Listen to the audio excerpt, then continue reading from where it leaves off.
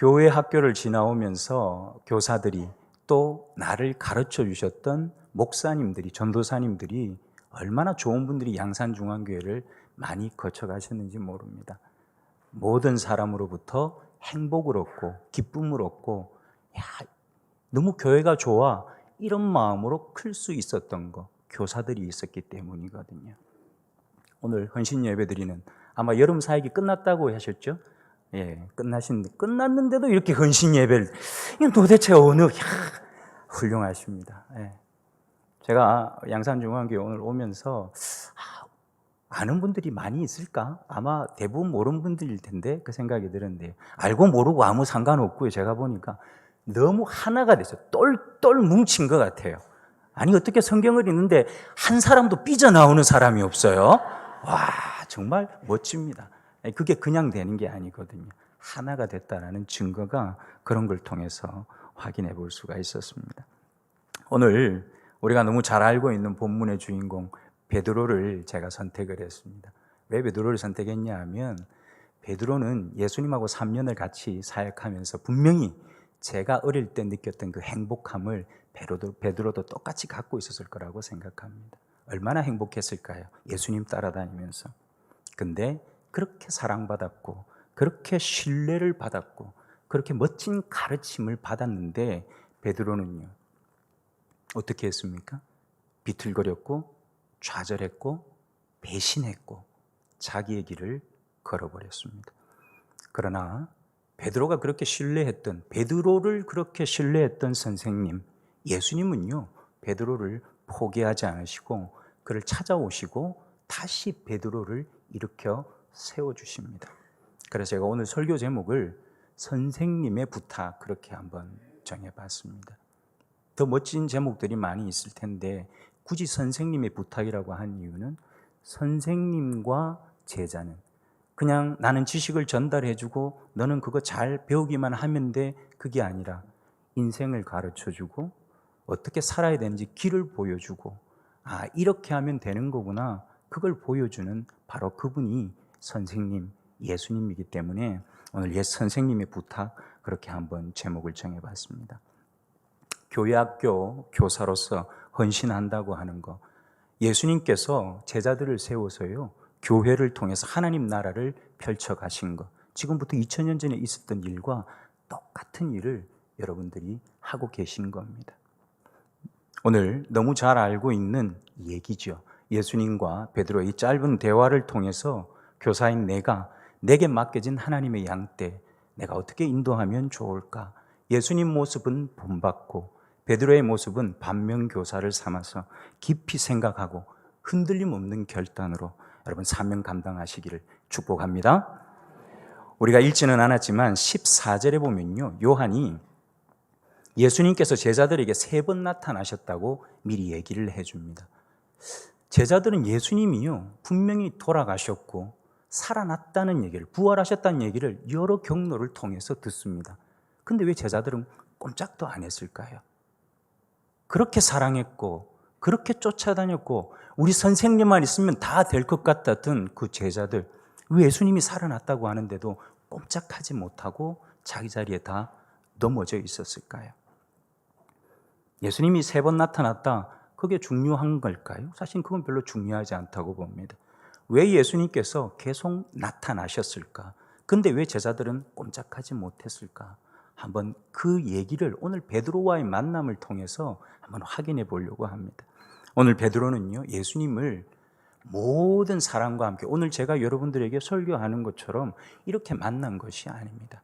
이게 아니라 예수님하고 개인적인 만남, 인격적인 만남, 그 만남을 오늘 갖게 되는 겁니다. 짧았지만 인격적으로 예수 그리스도를 다시 만난 베드로, 이게 베드로가 일어나게 되는 결정적인 장면이 됩니다. 오늘 보면 15절을 우리 한 번 더 같이 읽겠습니다. 15절입니다. 함께 읽습니다. 그들이 조밥 먹은 후에 예수께서 시몬 베드로에게 이르시되, 요한의 아들 시몬아, 내가 이 사람들보다 나를 더 사랑하느냐 하시니, 이르되 주님, 그러하나이다. 내가 주님을 사랑하는 줄 주님께서 아시나이다. 이르시되 내 어린 양을 먹이라 하시고. 아멘. 여러분하고 저하고 조금 어려운 단어 두 개를 한번 얘기해 볼 건데요, 저는 우리 양산중앙교회 수준이 아주 높은 줄 알고 있기 때문에 잘 하실 거라고 봅니다. 첫 번째 한번 따라해 보실까요? 아가파오. 아가파오. 성경에 제일 많이 나오는 단어 중에 하나입니다. 사랑하라는 얘기고 사랑한다는 얘기고 사랑과 관계되어 있는 동사입니다. 근데 사랑한다는 말을 그 아가파오라는 단어 하나만 쓰는 게 아니고 또 다른 단어를 하나 더 씁니다. 한 번 더 따라해 보실까요? 필레오. 필레오. 필레오라고 하는 단어도 사랑한다라고 할 때 똑같이 사용이 됩니다. 근데 헬라어 사전을 찾아보면요, 그 두 단어가 별 차이가 없어요. 그냥 얼마든지 교차해서 쓸 수 있습니다. 근데 우리 성경을 보면, 특별히 요한복음을 보면요, 그 두 단어가 조금 구별돼서 사용됩니다. 아가파오, 사랑한다, 그 일반적인 사랑을 얘기하는 표현은 하나님이 세상을 이처럼 사랑하사 할 때도 사용되고요, 하나님께서 우리를 보고 야, 너희들 서로 사랑하고 살아, 그렇게 말씀하실 때도 그 단어를 사용합니다. 이 단어는 성경에 167회가 등장을 합니다. 142회가 등장을 합니다. 굉장히 많이 나오죠. 근데 아까 뒤에 얘기했던 필레오라고 하는 단어는 25번밖에 안 나옵니다. 근데 그 25번 중에서 10번이 요한복음에 등장을 합니다. 다른 복음서에서는요, 그 단어가 입맞추다. 본 기억 나십니까? 누가 입맞추죠? 그렇죠. 역시 교사들이 다르네요. 가룟 유다가 예수님을 팔 때 입을 맞추잖아요. 그때 필레오라는 단어를 씁니다. 그리고 복음서 보면요, 부자들이 돈을 좋아한다, 그런 표현 본 기억 나십니까? 그 좋아한다라는 표현을 필레오라고 하는 단어를 씁니다. 근데 요한복음에서는요, 그런 데 사용하지를 않고 사랑한다라는 표현을 필레오라는 단어를 통해서 얘기를 합니다. 이 두 단어가 요한복음에서는 어떻게 다르게 쓰이는가 하면, 아가파오라고 하는 단어는 일반적으로 혹은 포괄적으로 네 이웃을 사랑해라 명령하시거나 내가 너를 사랑한다, 하나님이 우리에게 그렇게 말씀하실 때 이 단어를 아가파오를 사용하고요, 오늘 우리 본문에는 이 두 단어가 다 나오는데 뒤에 나오는 필레오라는 단어는요, 조금 더 애착 관계가 있습니다. 아버지와 아들, 부모와 자식은 특별한 관계입니까? 아닙니까? 별로 안 특별한가 봐요. 우리 양산에서는 언제 그렇게 바뀌었습니까? 특별한 거죠. 그럴 때는 필레오라고 하는 단어를 통해서 사랑한다, 사랑하는, 아버지가 너희를 사랑한다, 내가 아버지를 사랑한다, 예수님이 그 말씀하실 때에 이 단어를 사용을 합니다. 그래서 우리가 방금 읽었던 15절에 나오는 얘기 중에서 내가 이 사람들보다 나를 더 사랑하느냐, 예수님이 그렇게 물으시잖아요. 그때 예수님 물으실 때는 아가파오라는 단어를 사용해서 네가 나를 더 사랑하느냐, 일반적으로 물으세요. 근데 베드로가 대답할 때는 어떻게 대답하는가 하면 다른 단어를 사용합니다. 아가파오가 아니라 필레오. 나는 제자고 주님은 나의 선생님이십니다. 그런 의미를 담아서 베드로가 대답을 합니다. 그리고 한 가지 더 확인할 게 있는데요, 아까 읽었던 본문 안에 내가 이 사람들보다 나를 더 사랑하느냐, 그렇게 얘기한 장면이 나오잖아요. 근데 그건 어떤 의미인가 하면 예수님이요, 내가 더 좋아, 저 사람들이 더 좋아, 그거 묻는 게 아니에요. 그게 아니라 이 사람들이 나를 사랑하는 것보다 네가 나를 더 사랑하느냐, 그렇게 물으시는 겁니다. 여기서 한 가지 더 우리가 분명히 해야 될 것이 있는데, 아까 아가파오라고 하는 단어를 제가 설명을 드렸는데, 아가파오라고 하는 단어는 사랑하는 건 사랑하는데 어떤 의미가 그게 조금 더 들어있는가 하면, 예수님께서 우리를 사랑하실 때 아버지의 명령에 순종함으로 사랑하신 거 맞습니까? 아닙니까? 맞잖아요. 예수님은요, 아버지가 예수님께 부탁을 했어요. 야, 너 내려가서 저 죄인들을 대신해서 네가 좀 죽어야겠다. 예수님이요, 그렇게 얘기했어요. 내가 아버지의 계명을 지킴으로 아버지의 사랑 안에 거하는 것처럼 너희는 내 계명을 지켜 내 사랑 안에 거하라. 그렇게 말씀하시면 너희가 서로 사랑하면 세상이 너희가 내 제자인 줄 알리라, 그렇게 말씀을 하십니다. 우리가요, 베드로가 예수님에게 예수님께서 네가 나를 이 사람들보다 더 사랑하느냐라고 물었을 때 그러합니다라고 한 대답은 예수님께서 순종함으로 아버지에게 그 사랑을 드러내시고 우리를 사랑하신 것처럼 저도요 예수님의 명령 앞에 순종함으로 저도 그렇게 사랑하겠습니다. 그 사랑합니다라고 하는 말 속에는 그런 의미가 포함이 되어 있습니다. 감정이 아닙니다. 성경에 나오는 사랑하라는 그 얘기는요 감정이 아닙니다. 하나님 때문에 막 가슴이 저며지고 그런 걸 얘기하는 게 아닙니다. 그게 아니라 하나님이 우리에게 명령하신 계명을 지키는 사람이 누구를 사랑하는 겁니까? 그게 하나님을 사랑하는 겁니다. 교사들이 여러분의 자리에서 헌신을 다하고 최선을 다해서 아이들을 돌보는 것, 그게 하나님을 사랑하는 거라고 하나님은 인정하시는 겁니다. 베드로 대답은 그걸 얘기한 겁니다. 저요, 전에도 그렇고 지금도 그렇고 예수님 그렇게 사랑합니다. 그런데 베드로가 한마디를 더 하지요. 뭐라고 했습니까? 그 사랑하는데 내가 주님을 사랑하는 줄 주님께서 아십니다라고 얘기합니다. 그 두 번째 대답은 좀 얘기가 다릅니다. 그 두 번째 대답은 예수님과 저의 관계, 선생님과 제자의 관계이고 아버지와 아들과의 관계처럼 특별한 애정을 가진 그런 관계로 저는 주님을 사랑합니다. 그렇게 고백을 합니다. 그런데 베드로의 그 고백은 일종의 변명입니다. 왜 그럴까요? 베드로는 뭐 했습니까? 배신했죠. 그 관계를 배신한 겁니다. 제자로서 따르는 자로서의 자기의 자리를 자기 스스로 박차버린 경험이 있잖아요. 근데 베드로는 뭘 얘기하고 싶은가 하면 아시잖아요. 제 진심을 아시잖아요. 예수님은.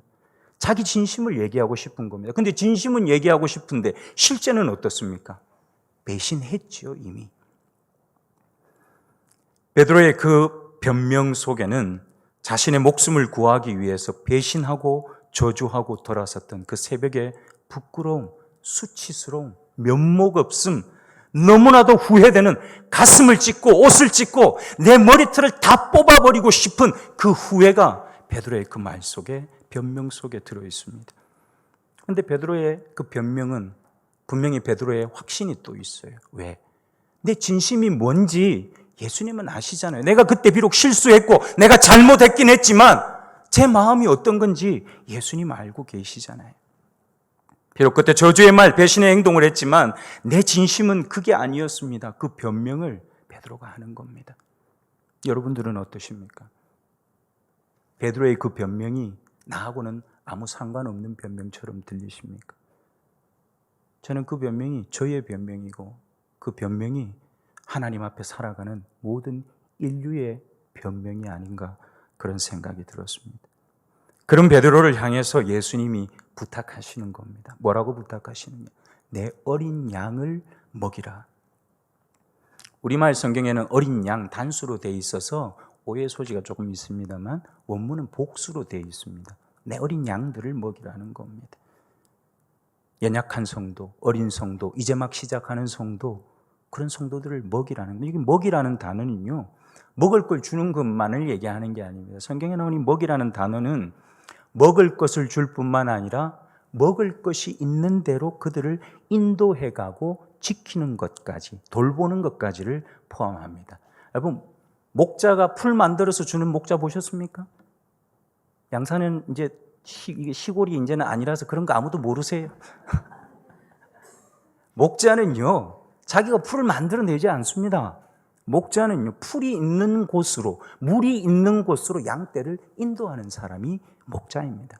우리 양산종양교회 교사들은요, 아이들을 푸른 초장과 물이 있는 곳, 여러분 각 그 부서마다 여러분들을 지도하는 교육자들과 함께 예배드리는 그곳으로 그 아이들을 잘 데리고 오는 것, 그게 최고의 목자입니다.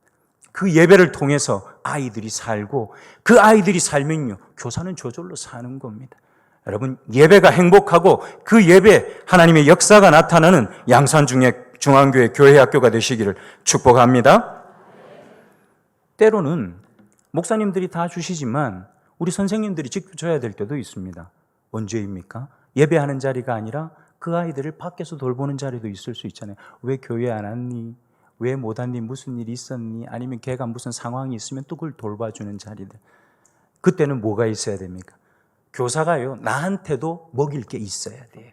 그래서 우리 교사들은요, 예배 자리 목숨 걸고 여러분들은 함께 하셔야 됩니다.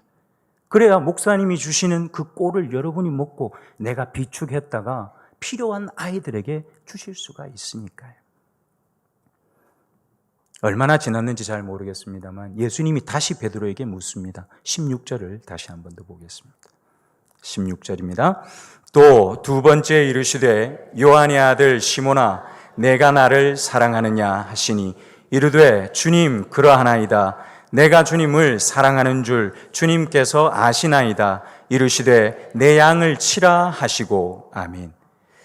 예수님은 똑같은 어조로 베드로에게 얘기하십니다. 처음 물으신 것처럼 감정을 묻는 게 아닙니다. 야, 너 얼마나 나 막 애착하고 막 나를 막 못 잊어서 막 그렇게 그런 거 물으시는 게 아닙니다. 뭘 묻느냐 하면 야, 내가 아버지 앞에 순종해서 사랑을 보인 것처럼 너 나하고 함께 할 때 나한테 순종했던 것처럼 너 아직도 그때 그 마음이냐? 그걸 물으시는 겁니다. 여전히 첫 마음으로 너 지금 순종할 거냐? 그거 물으시는데 베드로 입장에서는 안 할 이유가 전혀 없죠. 얼마나 사랑하는 내 주님인데. 맞습니다, 주님. 그렇습니다. 그런데 베드로가 또 두 번째 얘기를 하죠. 뭐라고 합니까? 저는요, 선생님 제자로서 선생님을 정말 사랑합니다. 그 말은 또 변명을 하는 겁니다. 알아달라는 거죠. 내 진심이 뭔지. 그때는 내가 그 진심대로 행동하지 못했지만 지금 제 마음 아시잖아요. 주님, 저 한번 좀 봐주시면 안 되겠습니까? 또 묻는 겁니다.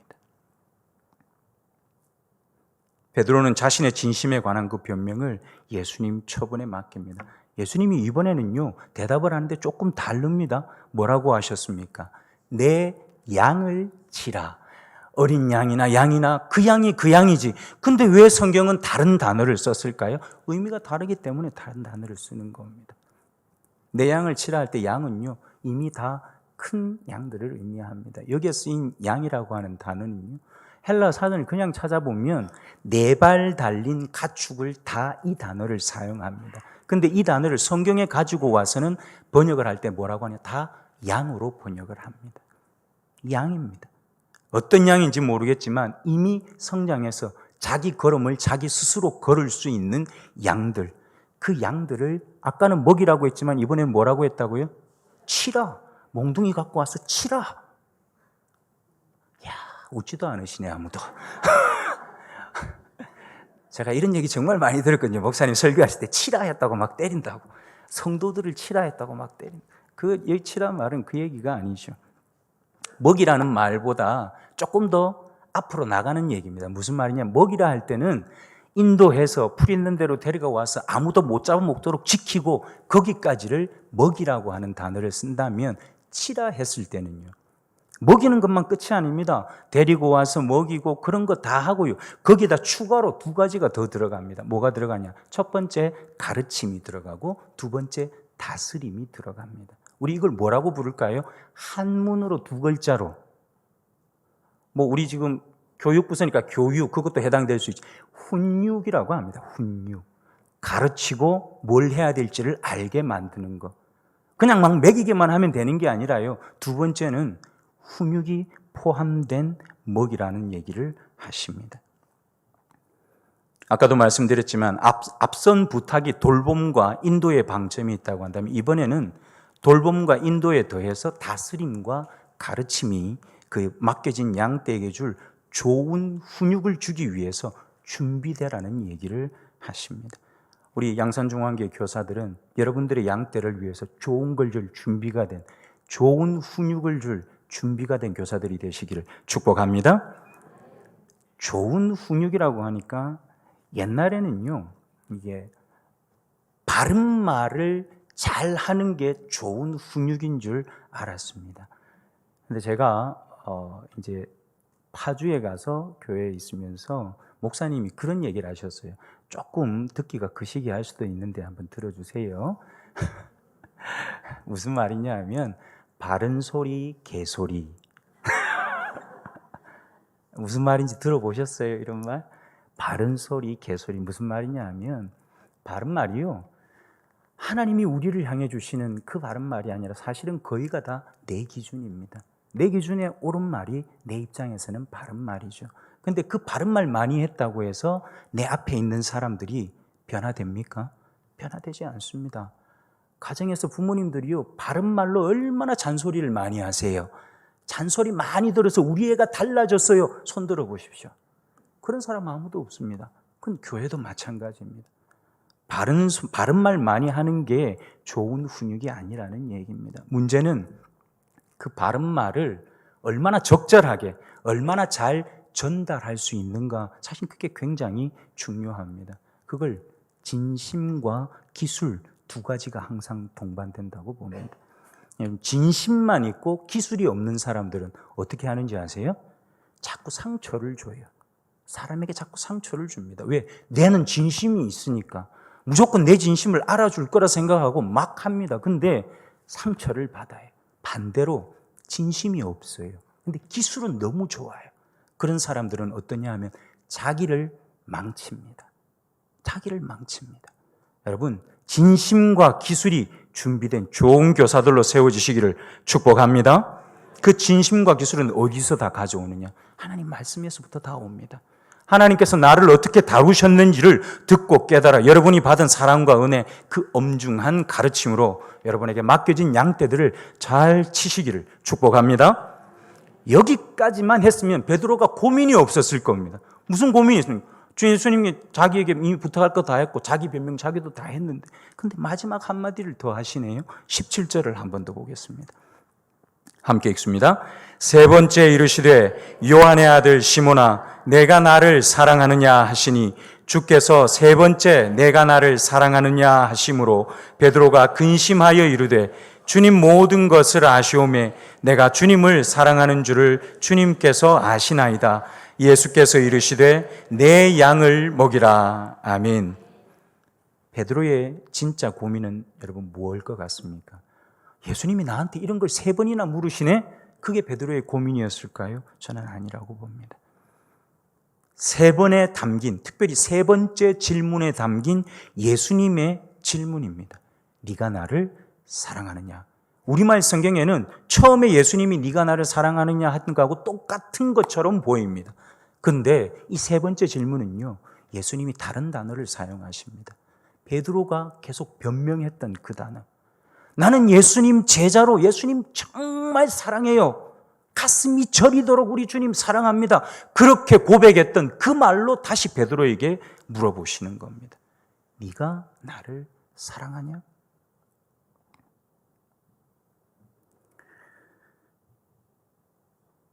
베드로 자신이 계속해서 예수님께 자기 진심을 알아달라고 변명을 했잖아요. 근데 그 변명을 예수님께서 베드로에게 되물으시는 겁니다.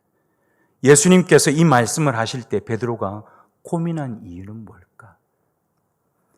예수님은 베드로의 진심 어린 변명을 사실은 받아주신 거거든요. 베드로가 변명한 거 예수님 그냥 받아주신 겁니다. 왜냐하면 그걸 짚지 않으시고 내가 순종한 것처럼 너 순종할 수 있냐? 첫 마음 아직도 그대로냐? 너 그때 결정한 거, 작정한 거 지금도 작정하고 있냐? 그거 물으신 거거든요. 배신을 예수님은 꺼내지 않으셨어요. 그 첫 마음을 여전히 갖고 있는지를 확인하시는 건데 베드로는 자기 변명하느라 바쁘다 보니까 계속 예수님께 그걸 항변을 한 겁니다. 내 진심 아시죠? 예수님이 갑자기 너 그렇게 나를 사랑하냐라고 물으시니까 베드로가 고민이 된 겁니다. 왜 고민됐냐 하면 자기의 못난 모습이 보였기 때문에 그렇습니다. 내가 그랬었지. 사실은 예수님이 그렇게 얘기해 주셨을 때요, 문제가 해결된 거잖아요. 이제는 됐다 그랬어야 되는데 이제는 됐다라는 마음이 안 든 겁니다. 예수님이 그 말씀하실 때 그때서야 진짜 이 가슴이 덜컥 내려앉으면서 내가 과연 그걸 또 할 수 있을까? 자기 스스로에게 다시 한 번 더 물어보는 겁니다. 고민하고 난 베드로의 대답은 이렇게 얘기하시죠. 주님께서 아십니다가 아닙니다. 앞에 두 번은 그냥 주님께서 아십니다 대답했지만 세 번째는 주님께서 모든 것을 아십니다. 내가 했던 일을 알고 내가 하나님 앞에 어떤 마음이었는지를 알고 내가 지금 어떤 모습으로 주님 앞에 있는지를 주님은 아십니다. 다 알고 계십니다. 그렇게 고백을 하는 겁니다. 내가 그 일을 얼마나 후회하고 부끄러워하는지, 내가 명령에 순종할 뿐만 아니라 온 마음을 다해서 얼마나 예수님을 사랑하는지 주님은 아십니다. 베드로의 대답은 처음부터 끝까지 초지일관 예수님을 주와 선생으로 특별한 관계 속에서 사랑한다고 고백하고 있습니다. 예수님도 마지막으로 그에게 다시 이렇게 부탁을 하십니다. 내 양을 먹이라. 마지막 이 부탁은요, 처음에 했던 먹이라는 단어와 그리고 두 번째 했던 내 양이라고 하는 그 두 단어가 합해집니다. 다시 얘기하면 교사로 부름받아서 그 사명을 감당하는, 또 목사로서 사명을 감당하는 저와 여러분들은 하나님께서 맡겨주신 영혼이 이제 막 시작하는 아무것도 모르는 어떤 영혼이든지, 아니면 충분히 자기 역할을 감당할 수 있는 사람이든 그들을 향해서 하나님께서 내게 주신 것으로 충분하게 먹이고 그들이 가야 할 길을 바로 보여주는, 진심만 있는 자가 아니라 하나님이 내게 보여주신 대로 그 기술을 가지고 하나님이 내게 보여주신 믿음의 진심과 용기로 그들을 인도해야 되는 사람이라는 겁니다. 오늘 예수님께서 베드로에게 부탁하신 내용의 핵심은 비록 변명이었지만 종과 제자로서 특별한 관계 속에서 사랑한다는 그 베드로의 진심을 믿어주신 예수님의 사랑과 생전의 가르침을 명심하라는 말씀입니다. 오늘 헌신을 다짐하는 양산중앙교회 교사들, 그리고 성도 여러분, 오늘 요한을 통해서 주시는 예수님과 이 베드로의 이야기는 예수님을 향한 내 마음은 진심이라고 생각하고 고백하는 우리 모두의 얘기입니다. 우리 중에 오늘 예배하러 나온 내 마음이 진심이 아닌 사람이 누가 있습니까? 다 진심을 가지고 나옵니다. 그런데 우리 삶의 자리에서 내 진심이 과연 내가 하는 말과 내가 살아가는 삶의 모습과 이곳에서 하나님이 내게 맡겨주신 일에 나를 헌신하고 사는 그 일에 똑같이 그 진심만큼 과연 우리는 잘하고 있는가?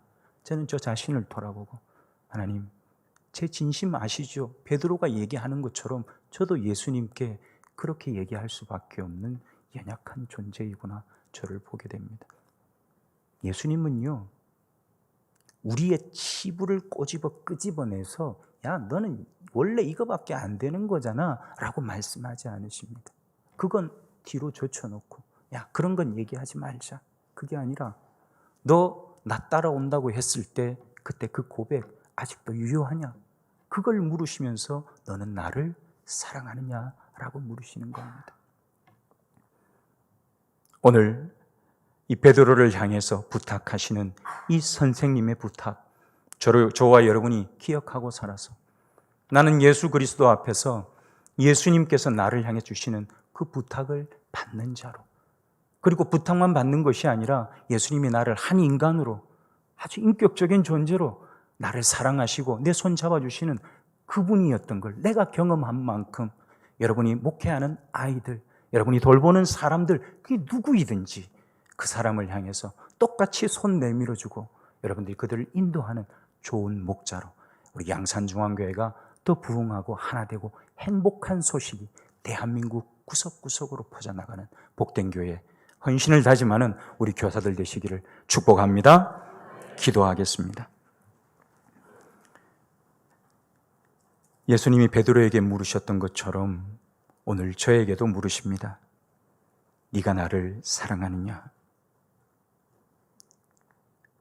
주님이 나를 처음 부르셨을 때 그 벅차고 행복하고 기쁨이 가득했던 마음으로 주님, 제가 주님 따라갑니다 라는 그 고백이 변함없게 하시고, 오늘 베드로가 수많은 배신의 삶을 살고 그 배신의 삶을 하나님 앞에, 예수 그리스도 앞에 변명하며 저 주님과 선생님과 제자로 제 온 몸과 마음을 다해 그렇게 사랑합니다, 그 고백 앞에 문득 내 자신이 부끄러워지고, 그럼에도 불구하고 그거 뒤로 젖혀놓고 나는 너한테 맡길 일이 있다, 나를 부르시는 그 주님 앞에 주님, 저도 주님을 사랑합니다, 그 고백으로 달려가고 나가는 오늘이 사랑하는 우리 양산중앙교회 교사들이 되도록 저들을 축복하여 주시옵소서. 함께 하실 하나님을 기대합니다. 거룩하신 예수님 이름으로 기도하옵나이다. 아멘.